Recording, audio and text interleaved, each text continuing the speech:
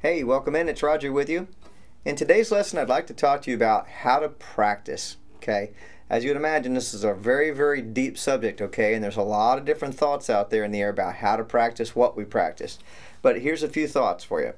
First off, what you need to have is a very firm idea of what it is you're practicing, okay? Because we can get very distracted on guitar and music in general because there's a lot out there that we want to do. Now today, I'm working specifically on something I've worked on off and on for a while, and this is the Flight of the Bumblebee, just that little opening sequence.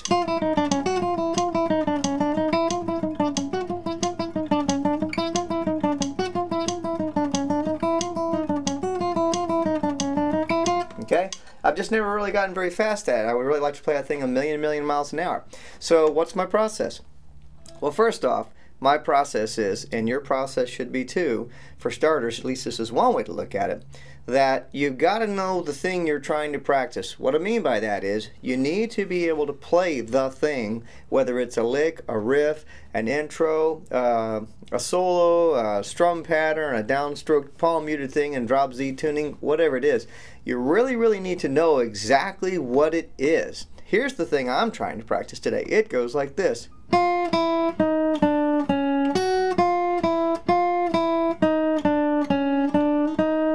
That's one time through. Okay, so I know the thing that I'm trying to build up to a certain tempo.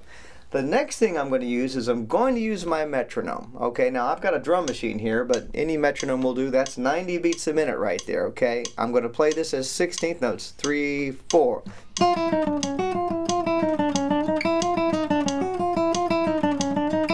Okay, so I know what I'm going to play. I know everything about fingering. I know my pick direction. I may use palm mute. I know all the details about how to perform the thing I'm trying to perform.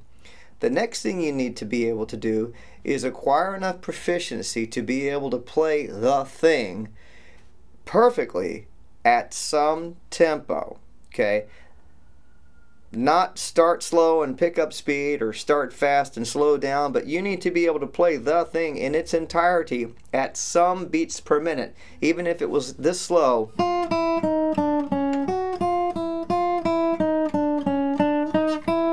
if that's all the speed I could play it perfectly at, then that's where I need to sit for a while until muscle memory kicks in through repetition of motion. What I mean by that is you're going to practice the thing, your mind and your body are going to absorb the mechanics of what you're doing, and you're going to acquire proficiency through muscle memory. That's just repetition of motion. That's just doing it a million times, okay?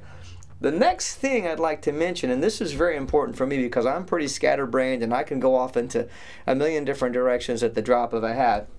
That's just the way I'm wired, is I use my timer, okay? If I'm going to practice something at slower tempos, I might not be really wearing myself out physically. So I might do it for longer periods of time. For instance, this morning, I've already practiced this thing at 60 beats a minute for 5 minutes, 70 beats for 5 minutes, and then 80 beats for probably 5 minutes. But now it's starting to get a little bit harder because I'm trying to play it faster. So the faster I try to play the thing, the less time I'm going to play it at incrementally. So now I have my timer set for 1 minute. Okay, this is how I would approach it now that I'm going at a speed where I might be fatiguing myself a bit. I'm going to put my timer on. I'm going to go for 1 minute. Here I go.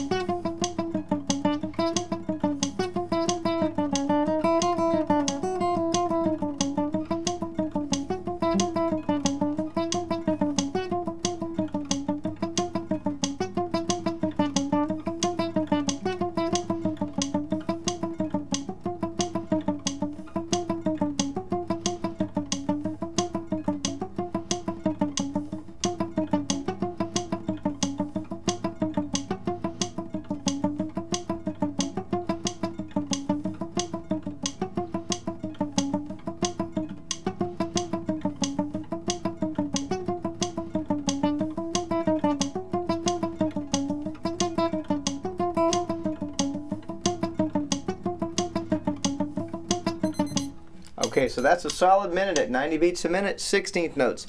1 E and a 2 E and a 1 E and a 2 E and a 3 and a 4 E and a.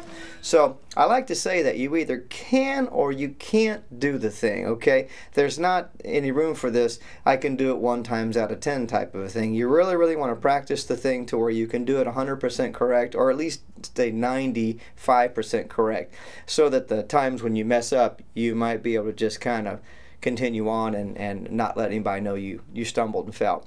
Anyways, these are just a couple of the thoughts on how we practiced. First, let's recap. You've got to know the thing that you're going to practice. You've got to know it stone cold, everything about it, okay?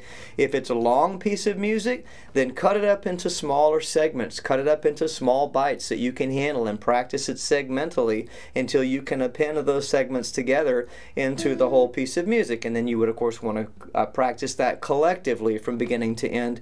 Again, at some tempo you can handle, so that when it comes performance time, your nerves are going to kick in a little bit, and you're going to still be able to perform the thing and relax into a good performance of the whatever it is you're trying to perform. So knowing the thing cold, practicing it at some tempo, getting it up to performance tempo if you can, and maybe even a couple of beats a minute past that would be advisable, so when you go to play it in performance you'll be able to relax and not feel like you're at your maximum. And I really think that's about it right there. So I hope this has been helpful at all. This is just the way we practice. Too many times I see people getting frustrated. Most of the frustration starts right up front because they don't know exactly what it is they're trying to practice. And if you're having a hard time finding out exactly what it is you're trying to practice, then by all means find yourself a good local instructor who can maybe help you along a little bit, okay? Just a little hand holding here and there can go a long way. Anyways, my name is Roger Keplinger and I teach right here in the Tampa Bay area. Look me up if you get a chance. You guys take care and we will see you at the next lesson. Bye guys.